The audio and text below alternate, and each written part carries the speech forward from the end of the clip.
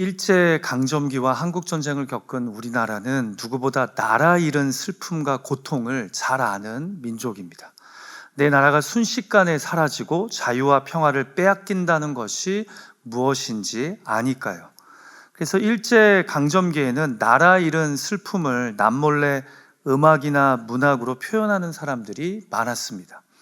예를 들어 1920년에 곡이 쓰이고 1926년에 김영준 님이 가사를 붙인 한국 최초의 가곡 봉선화가 그렇죠.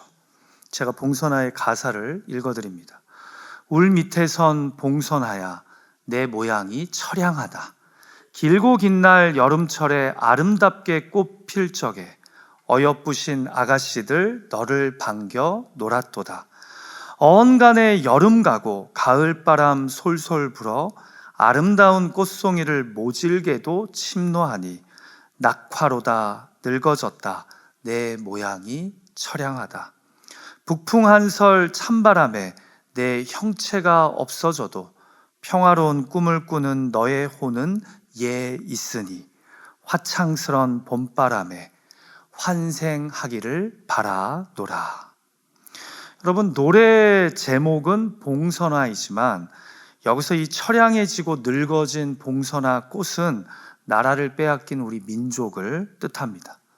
한때 여름철에는 그렇게나 아름답던 꽃이 어느덧 가을바람에 늙어지고 처량해지더니만 이제는 북풍 한설 찬바람에 그만 형체조차 없어졌다는 거죠. 그럼에도 평화를 꿈꾸는 혼이 여기 있으니 다시 화창스러운 봄날처럼 환생하기를, 곧 독립하기를 원한다는 겁니다.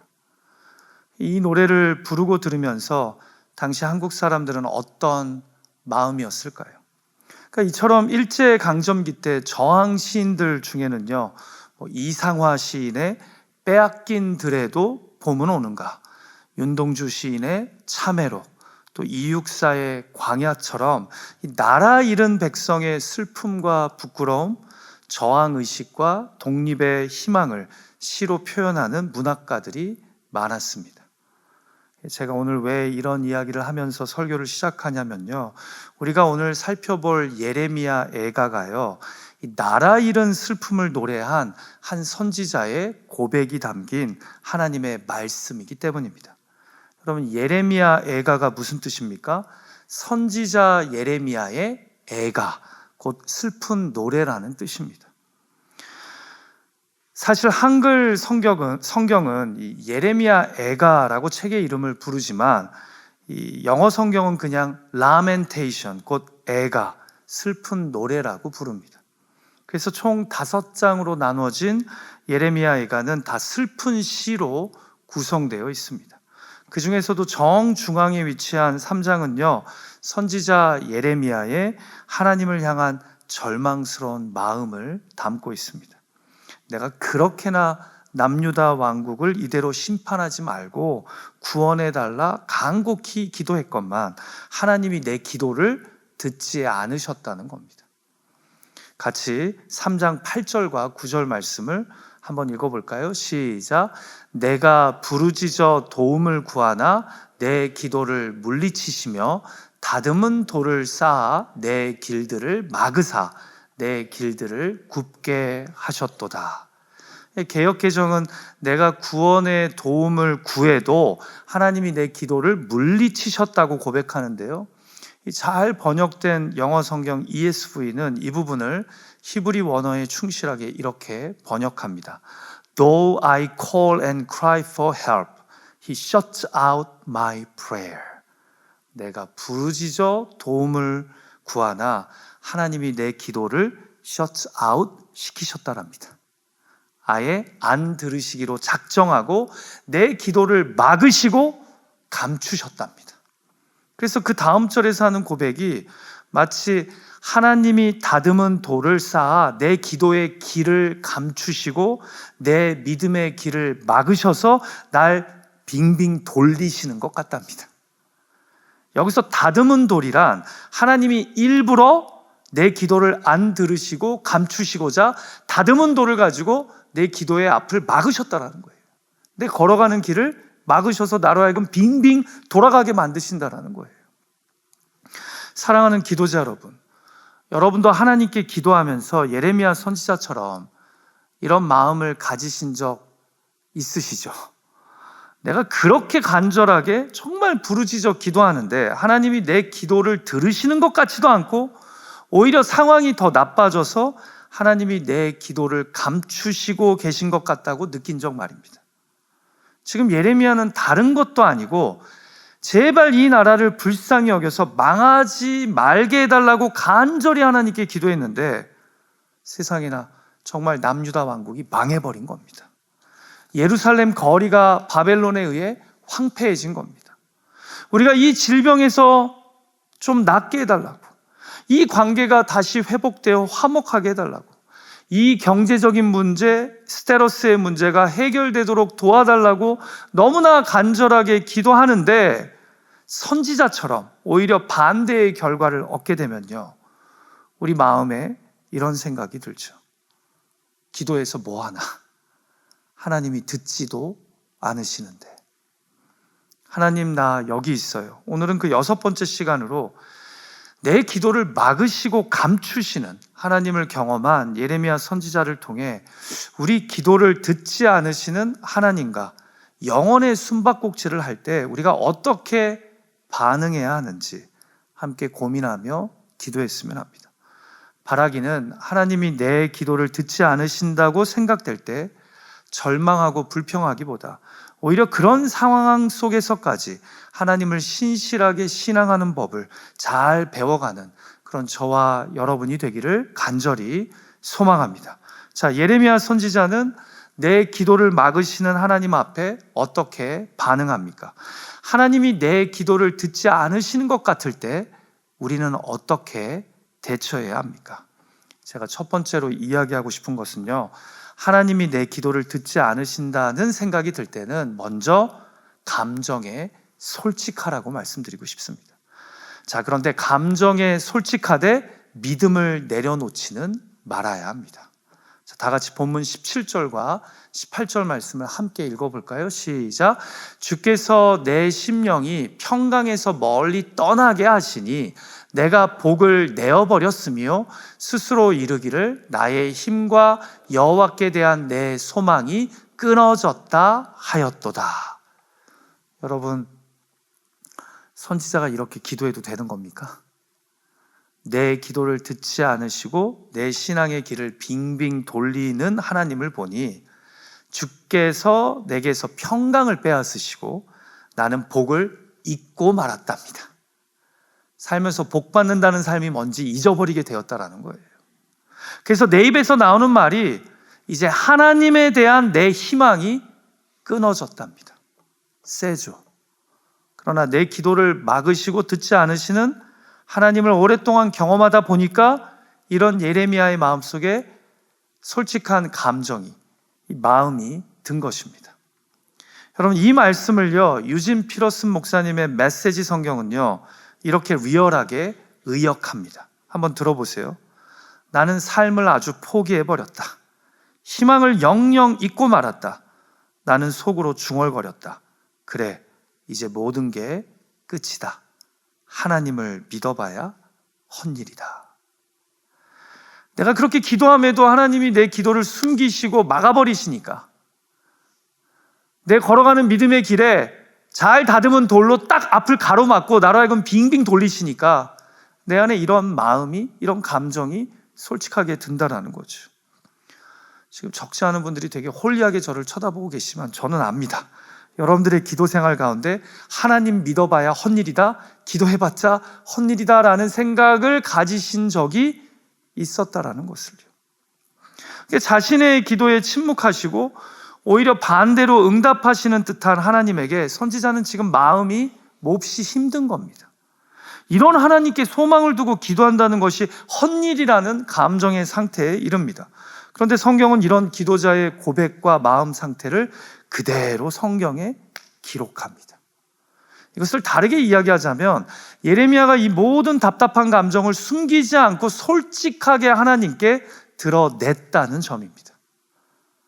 그는 그래도 믿어야지, 의심하고 불평하면 믿음의 기도가 아니야 하면서 자신의 감정을 억지로 누르지 않았다는 겁니다. 그는 낙심을 하나님 앞에 가져갔고 그 절망과 불평, 의심조차 하나님을 향한 기도로 바꾸었습니다. 이것이 솔직한 믿음이요 진실한 기도라는 겁니다. 여러분, 제가 종종 말씀드리지만요, 하나님께 드려지는 기도에는요, 좋은 기도, 나쁜 기도란 애당초 없습니다. 단지 솔직한 기도, 위장하는 기도가 있을 뿐입니다. 제가 볼 때 하나님이 기뻐하시는, 원하시는 기도는요, 솔직한 기도입니다. 기도까지 괜찮은 척, 교양 있는 척, 믿음 좋은 척 위장하는 기도는요, 하나님이 제일 상대하기 힘들어 하시는 기도입니다. 시편 기자들을 생각해 보십시오. 선지자 예레미야보다 더 심하게, 그러나 솔직하게 자신의 감정을 토하는 기도자들이 시편에 얼마나 많은지 아십니까? 그냥 제가 몇 가지 예를 들어볼게요. 이렇게 기도하는 기도자들이 있어요. 하나님, 나를 어떻게 이렇게 버리실 수 있습니까? 하나님, 지금 주무시는 겁니까? 정신 차리고 좀 깨십시오. 하나님, 나한테 도대체 왜 이러시는 겁니까? 이런 부류의 기도문이 시편에 상당히 많습니다. 그런데 여러분, 중요한 것이요, 이들이 이렇게 자신의 감정과 마음 상태를 솔직하게 드러내고 표현해도요, 다 믿음 안에서 했다는 겁니다. 믿어서 솔직한 기도를 안 하는 것이 아니라 믿음 안에서 솔직하게 자신의 감정과 마음 상태를 하나님께 기도로 표했다는 겁니다. 우리는 이런 기도를 욥기, 시편, 그리고 오늘 본문과 같은 선지서에서 제법 많이 발견합니다. 자신의 감정에 솔직합니다. 불평과 낙심도 하나님께 가져가고 섭섭함과 답답함도 하나님 앞에 가져갑니다.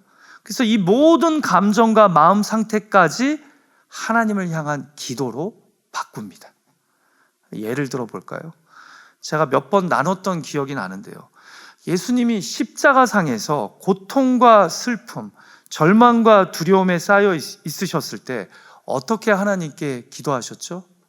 엘리 엘리 라마 사박다니, 나의 하나님 어찌하여 나를 버리셨나이까, 이렇게 기도하셨잖아요. 하나님이 나를 버리셨답니다. 그런데 여전히 나의 하나님이시랍니다. 여러분, 여기에 역설이 있는 거예요.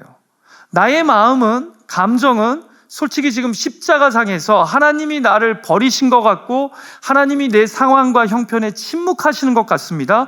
그래서 어찌하여 나를 버리셨냐고 예수님이 외치십니다. 그러나 여전히 이 하나님은 나의 하나님이십니다. 나의 하나님, 어찌하여 나를 버리셨나이까. 여전히 믿음 안에 하나님은 계신 겁니다. 단지 내가 이 하나님을 지금 이해를 못하고 있는 겁니다. 연약한 인간으로서 나를 다루시는 하나님의 방법이 납득이 안 되는 겁니다. 그러면 그 마음, 그 감정을 솔직하게 기도로 하나님께 아뢰십시오. 하나님, 이런 식으로 응답하시면 도대체 믿는다는 건 뭡니까? 내가 이런 하나님께 기도해서 도대체 뭘 기대할 수 있겠습니까? 그게 나의 솔직한 감정 상태요, 마음이면 그렇게 하나님을 나의 하나님이라고 부르면서 그 마음을 솔직하게 표현해야 된다는 거예요. 그것이 하나님이 내 기도에 침묵하시거나 응답하지 않으실 때 우리가 보일 수 있는 반응이요, 성경이 용인하는 모습이라는 거죠. 혹시 감정을 억누르며 오직 믿음으로 버텨야지 하느라 하나님께 솔직하지 못했던 분이 계십니까? 하나님께 실망했다고 기도로 고백해 보신 적 있으십니까? 그 말조차 기도가 될 수 있다는 것을 우리는 기억해야 됩니다. 하나님은 우리의 절규도 실망도 기도로 받으십니다. 아멘 하기 싫으시죠? 오늘 이 저녁 그동안 침묵하시는, 아무 응답을 하지 않으시는 그 나의 기도 제목 가운데 나의 솔직한 마음과 감정을 하나님께 아뢰면서 하나님을 하나님으로 인정하고 믿는 믿음 안에서 그것을 고백할 수 있는 저와 여러분 되시기를 주님의 이름으로 축복합니다. 나의 솔직한 마음 상태와 감정을 하나님을 하나님으로 인정하고 믿는 믿음 안에서 고백할 수 있다는 겁니다. 우리의 절규와 답답함까지도 사실은 포기하지 않는 하나님을 향한 신앙의 표현임을 기억할 수 있는 붙잡는 저와 여러분이 되었으면 합니다. 자, 두 번째로 우리의 기도 생활 가운데 하나님이 내 기도를 감추신다는, 듣지 않으신다는 마음이 들 때 우리는 어떻게 반응해야 합니까? 두 번째로 기억을 붙들라고 말씀드리고 싶습니다. 어떤 기억이요? 하나님의 성품을 기억하라는 거죠. 하나님의 성품을 내 감정보다 앞세우라는 겁니다. 자, 먼저 나라가 망하고 예루살렘이 황폐해진 현실 앞에 자신의 상한 감정과 마음을 하나님 앞에서 솔직하게 표현한 선지자는요, 갑자기 19절과 20절에서 기억하소서, 기억하소서라고 연달아 고백합니다. 무엇을 기억합니까? 자신이 살아오면서 당했던 고초와 재난을 기억하소서라고 얘기하면서 본인 스스로도 기억하려고 합니다. 사실 선지자는요, 그동안 하나님의 뜻대로 메신저의 역할을 감당하면서 많은 고난을 겪었거든요. 그런데 자신의 복잡한 감정을 정돈하면서 이전에 힘들었던 고난의 때를 기억해 보니 세상에나 그때마다 항상 주님의 한결같은 인자와 긍휼이 자신의 삶에 있었음을, 풍성했음을, 그래서 결국에는 내가 망하지 않았던 것을 기억하게 된 겁니다. 한마디로 무엇을 기억한 거예요? 나를 향한 하나님의 인자하심과 긍휼히 여기심을 그가 기억하고 떠올린 겁니다. 비록 지금 이스라엘이 망하고 예루살렘이 황폐해져서 내 기도가 응답되지 않은 것 같아서 마음이 힘들지만 곰곰이 지난 시간을 되돌아보니 하나님의 인자와 긍휼이 나에게 있었음을, 그래서 이것이 오늘을 살아가는 나에게 소망이 될 수 있음을 그가 깨닫게 되었다는 거죠. 같이 본문 21절과 22절 말씀을 함께 읽어볼까요? 시작. 이것을 내가 내 마음에 담아두었더니 이것이 오히려 나의 소망이 되었사옴은 여호와의 인자와 긍휼이 무궁하심으로 우리가 진멸되지 아니함이니이다. 내가 지금 이스라엘이 망하고 예루살렘이 황폐해져서 마음이 너무 괴롭고 힘들어요. 근데 자꾸 기억을 해보는 거예요. 이전 시간을 기억해 보니까 그것 안에서 나의 지난 삶 속에서 여호와의 인자와 긍휼이 무궁했음을, 한결같았음을 기억하게 되고 이것이 오늘을 살아가는 나에게 소망이 됨을 그가 깨닫게 되었다라는 거죠. 자신의 지난 삶에 역사하셨던 하나님을 생각해 보니까 그분이 어떤 분이라는 겁니까? 인자와 긍휼이 무궁하신 분이라는 겁니다. 그래서 내가 거의 망할 뻔했다가 살아난 적이 한두 번이 아니었다라는 거죠. 그래서 그때 일을 기억하고 보니 그 고난과 재난 가운데 당신의 그 인자하심과 긍휼히 여기심으로 나를 살리셨던 때를 기억해 보니 이것이 나에게 소망이 된다는 겁니다. 자신의 감정은 지금 흔들리지만 응답하시지 않는 하나님으로 인해 그가 그동안 자신의 삶에 역사하셨던 하나님을 기억함으로 하나님의 인자하심과 긍휼히 여기심이 풍성함을 깨달은 겁니다. 한마디로 내 감정이 무너져도 기억을 붙들기로 결단한 겁니다. 어떤 기억이요? 하나님의 성품을 기억하는 것을. 사랑하는 기도자 여러분, 우리 삶 속에서 하나님의 침묵이 길어지고 그분의 부재가 강하게 느껴지면요, 우리 마음이, 신앙이 흔들립니다. 그럴 때마다 우리는 하나님의 성품을 기억해야 합니다. 지금 아무 응답이 없어도 예전에 함께 하셨던 그 하나님이 변하시지는 않습니다. 단지 기가 막힌 하나님의 때와 방법을 기다리시며 지금 멀리서 나를 지켜보고 계신 겁니다. 이때가 중요합니다. 감정적으로 흔들리기보다 오히려 하나님의 성품을 옛 일들을 통해 기억함으로 내 믿음을 지켜야 합니다. 그렇게 나를 둘러싼 이 바뀌지 않는 환경과 답답한 감정이 아닌 기억을 따라가 보니 하나님의 성품을 돌아보게 되고 그리고 이것이 나에게 다시 소망이 된다라는 거죠. 사랑하는 기도자 여러분, 성경의 인물들은요, 하나같이 기억하는 신앙의 소중함을 알았습니다.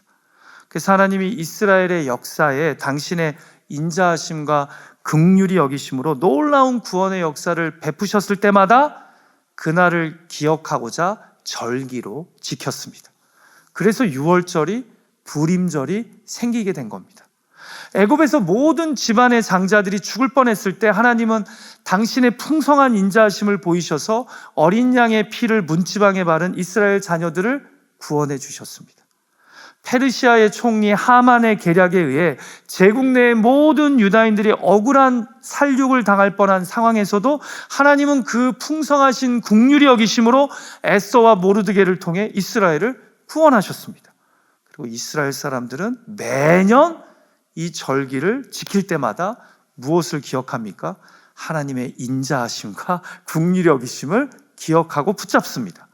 그렇게 하나님의 성품을 기억함으로 오늘의 침묵과 부재 가운데서도 믿음을 지키고 기도하기를 포기하지 않는 겁니다. 여러분, 저 또한 영적으로 많이 힘들 때, 하나님의 침묵이 길어질 때 종종 이전에 내 삶에 역사하셨던 하나님의 일들을 떠올립니다. 나에게 그 포기하지 않는 인자하심과 긍휼히 여기심을 보이셨던 하나님의 그 구원의 때를, 그 옛 기억을 떠올립니다. 심지어는 하나님이 내 삶에 역사하셨던 장소를, 그 교회를 다시 찾아가 기도하기만 해도 그때의 은혜와 감격이 식어가는 내 믿음을 다시 뜨겁게 타오르게 하는 것을 보게 됩니다. 사무엘상 17장에서요, 다윗이 골리앗 앞에 섰을 때 담대하게 이런 고백을 했죠. 건져내셨은즉 건져내시리이다. 이게 무슨 말이에요?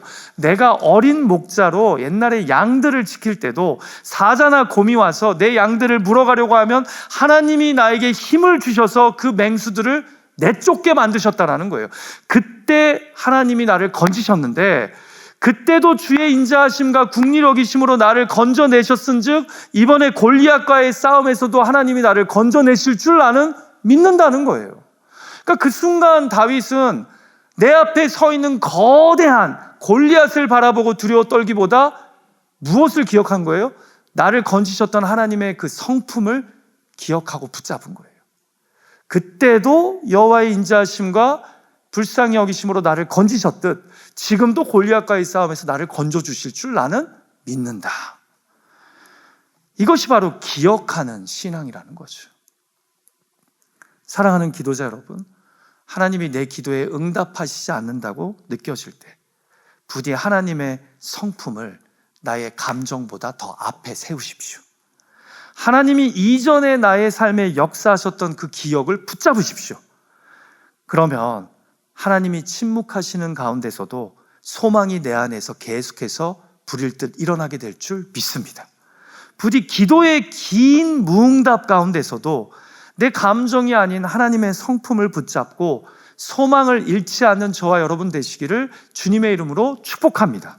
오늘 이 저녁도 나의 상황과 감정이 아닌 하나님의 선하심과 인자하심을 기억하며 믿음의 기도를 드릴 수 있는 그런 저와 여러분이 되었으면 합니다. 자, 마지막으로 하나님이 내 기도를 안 들으시는 것 같을 때 우리는 어떻게 대처해야 합니까? 조급함을 버려야 합니다. 무슨 말이냐면 믿음은 응답이 아니라 기다림으로 드러나기 때문입니다. 자, 다 같이 본문 25절과 26절의 말씀을 읽을까요? 같이 읽죠. 시작. 기다리는 자들에게나 구하는 영혼들에게 여호와는 선하시도다. 사람이 여호와의 구원을 바라고 잠잠히 기다림이 좋도다. 아멘. 아까 8절에서 내가 부르짖어 도움을 구하나 하나님이 내 기도를 물리치신다고 솔직하게 고백했던 예레미야 선지자가요, 자신의 감정에 솔직하지만 믿음을 내려놓지 않고 옛 기억을 붙들면서 자신의 감정보다 하나님의 성품을 앞세우자 이제 어떤 믿음이 그 안에 생기기 시작합니까? 기다림의 믿음, 기다림의 영성이 다시 그에게 생깁니다. 조급함을 버리고 하나님의 인자하심과 긍휼히 여기심을 믿고 기다리자는 믿음의 내공이 지금 그 안에 생기는 겁니다. 그래서 예루살렘은 황폐해졌고 백성들은 흩어졌지만 그럼에도 선지자는 고백합니다. 여호와의 구원을 바라고 잠잠히 기다림이 좋도다. 사랑하는 기도자 여러분, 믿음은요, 사실 기적을 보는 데서 증명되지 않고 하나님을 기다릴 수 있는 능력에서 드러납니다. 이 기다림은 결코 수동적인 포기가 아니라 신실하신 하나님을 신뢰하며 적극적으로 기다리는 겁니다. 기도 응답이 없을지라도 하나님을 신뢰함으로 기다리는 것이 믿음의 자리라는 겁니다. 저와 여러분은 내가 원하는 타이밍과 방식이 아닐지라도 여전히 하나님의 신실하심을 믿습니까? 지금 저와 여러분은 응답을 기다리고 있습니까? 아니면 하나님을 기다리고 있습니까? 여러분, 솔직히 저와 여러분은 하나님을 사용하려는 기도에 매우 익숙합니다. 하지만 하나님을 진정 구하는 기도는 하나님을 주인으로 믿고 의탁하는 기도입니다. 오늘 이 밤 응답보다 크신 주인 되시는 하나님을 만나고 경험하는 그런 저와 여러분이 되기를 주님의 이름으로 축복합니다. 성경을 보세요. 모든 믿음의 사람들에게는 공통적으로 기다림이 있었습니다. 왜냐하면 믿음은 기다림을 통해 빚어지고 성숙해지기 때문입니다. 아멘 안 하고 싶으시죠? 노아도 방주를 만들며 기다렸고 아브라함도 이삭을 믿음으로 기다렸습니다. 야곱도 요셉도 모세도 하나님을 믿는 믿음 안에서 다 기다렸습니다. 제가 지금 일부러 연수 이야기 안 해드리는 거예요. 얘기하면 여러분들이 너무 절망할 것 같아서. 근데 상상할 수 없이 믿음 안에서 기다렸습니다. 부디 조급함을 버리고 믿음은 응답이 아니라 기다림으로 빛을 발하고 드러남을 잊지 않는 그런 저와 여러분이 되기를 주님의 이름으로 축복합니다. 여러분, 이렇게 보면요, 하나님이 지금 내 기도에 응답하시지 않는 것은 매우 넓고 높고 깊은 뜻이 있는 하나님의 작전임을 알게 됩니다. 우리의 믿음을 응답 중심의 믿음에서 기다림의 믿음, 하나님을 신뢰하는 믿음으로 바꿔가시고자 하는 하나님의 또 다른 깊은 뜻이 있다는 거죠. 말씀을 마칠까 합니다. 한 청년이 사진작가에게 물었답니다. 왜 암실에서 사진을 현상하나요? 작가는 말합니다. 빛이 너무 강하면 사진이 망가져요. 어둠 속에서 조용히 기다려야 진짜 그림이 드러납니다. 여러분, 기도도 그렇습니다. 지금은 하나님이 내 기도를 막으시는 것 같고 감추시는 것 같고 또 아무 응답을 안 하셔서 너무 깊은 짙은 어둠 속에 있는 것 같지만 사실 지금 이 순간도 하나님의 손 안에서는 응답이 현상되고 있는 줄 믿습니다. 우리는 이 클리어한 사진이 인화되기 전까지 기도를 멈춰서는 안 됩니다. 기도를 포기해서는 안 됩니다. 우리 기억합시다. 감정에 솔직하라. 솔직하되 믿음을 내려놓지는 마십시오. 두 번째, 기억을 붙들라. 하나님의 성품을 감정보다 앞세우십시오. 마지막 세 번째로, 조급함을 버리라.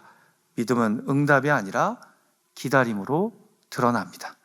오늘도 이 예레미야 애가를 통한 하나님의 이 말씀을 붙잡고 그렇게 기도의 자리, 찬양의 자리로 나아가는 저와 여러분이 되었으면 합니다. 같이 기도하죠.